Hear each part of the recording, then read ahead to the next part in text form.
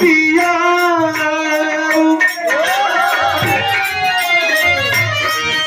अरे पिया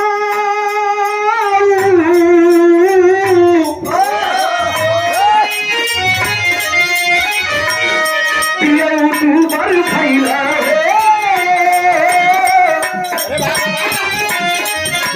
पिया तू बर फैला हो समतिया के चक्कर में राजू तू बर फैला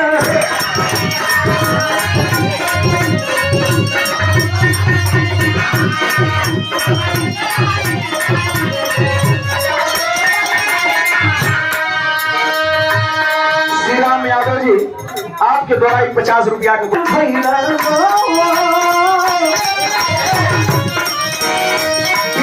तुम्हारी भैया हो समतिया के चक्कर में राजू तू बर फैला